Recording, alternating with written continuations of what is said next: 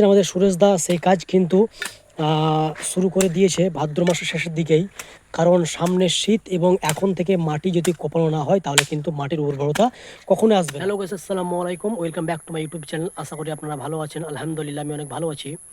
তো আজকে যে টপিক নিয়ে কথা বলবো, যে ভিডিও আপনাদের সামনে আজকে আমি দেখাতে যাচ্ছি, সেটি শীতের জন্য।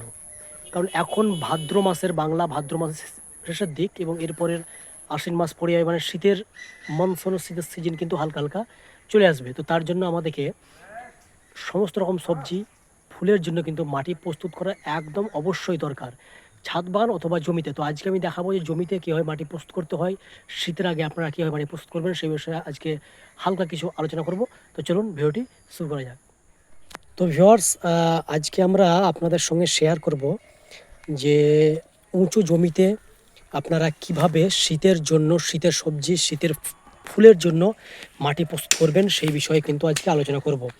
তো আপনারা দেখতে পাচ্ছেন আমাদের সুরেশ দা সেই কাজ কিন্তু শুরু করে দিয়েছে ভাদ্র মাসের শেষের দিকেই।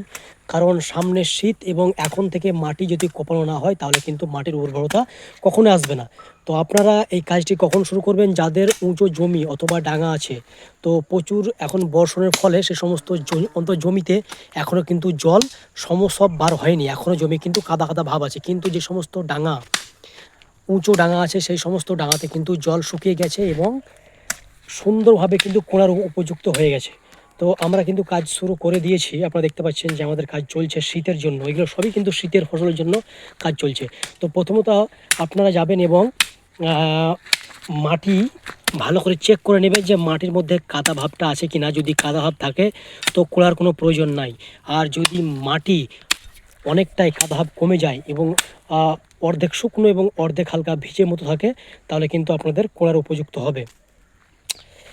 তো এইভাবে কিন্তু আমাদের এখন এই যে দেখছেন আপনারা চারিপাশটা, এটা কিন্তু একটা ডাঙা, অনেকটা জমি থেকে 3-4 ফুট উঁচুতে এই ডাঙাটি, এগুলো কিন্তু সব করানো হবে।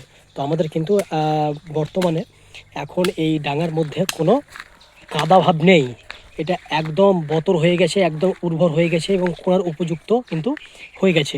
এর জন্যই কিন্তু আমাদের এটা কোড়া কাজ শুরু হয়ে গেছে।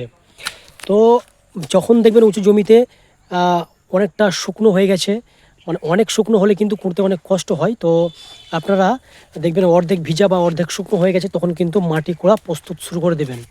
এরপর এই মাটিটা যে আপনারা করছেন, এই মাটি কোড়ার মিনিমাম 1 সপ্তাহ কিন্তু আপনারা এইভাবে, এই পাশে দেখছেন এগুলো কিন্তু অনেক আগে কোড়া হয়েছিল, এইভাবে কিন্তু রোদে শুকোবে। শুকার পর কিন্তু এটা আরও 2-3 বার কোড়া হবে, যাতে এর উর্বরতা আসে, মাটিটা কিন্তু ঝুরঝুরে হয়।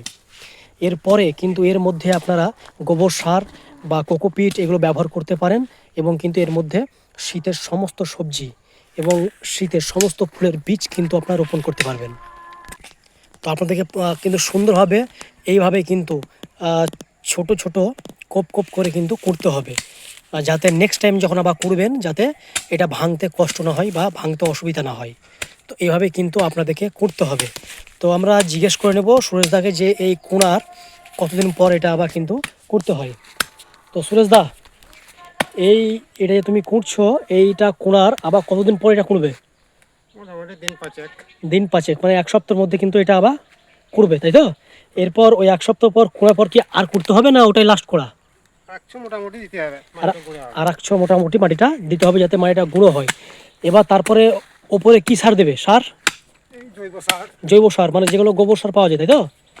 ও সেই সমস্ত জৈব সার কিন্তু এর মধ্যে ছড়ানো হবে চারিদিকটাই, যাতে মাটির খাবারের কোনো অভাব না হয় এবং যে যে সমস্ত বীজগুলো রোপণ করানো হবে সবই যেন খারাপ না হয় এবং খুব সুন্দরভাবে যাতে বার হয়। তো ভিউয়ার্স, তোমরা কিন্তু এইভাবেই খুব অল্প পরিমাণে খরচা করে এবার কিন্তু মাটি প্রস্তুত করতে পারো। এখন কিন্তু তোমাদেরকে কোনো সার দেওয়ার কথাই হবে না, তোমরা শুধু এটা কুড়ে রাখবে, কুড়ে মোটামুটি দিন 15 মধ্যে তোমরা 3 বার করবে। করার পর কিন্তু ওপরে গোবর সার দিয়ে রেখে বীজ রোপণ করে দিবে। এর মধ্যে কিন্তু সুন্দর সমস্ত সবজি থেকে ফুল কিন্তু চারা গজিয়ে যাবে। তো ভিউয়ার্স, এরকম ভিডিও পেতে চ্যানেলটি সাবস্ক্রাইব করে রাখো, লাইক করো, শেয়ার করো, আর অবশ্যই একটা কমেন্ট করে জানাবে যে তোমরা কোন জেলা থেকে আমার এই ভিডিও দেখছো, অবশ্যই তোমরা কিন্তু জানাবে। তো অবশ্যই তোমরা শীতের জন্য মাটি প্রস্তুত করতে শুরু করে দাও। তো আর বেশি কিছু না বলে ভিডিওটি এই পর্যন্ত, এবং নেক্সট ভিডিওর জন্য আবার আপনার সঙ্গে দেখা হবে। আসসালামু আলাইকুম রহমতুল্লাহ বারাকাতুহু।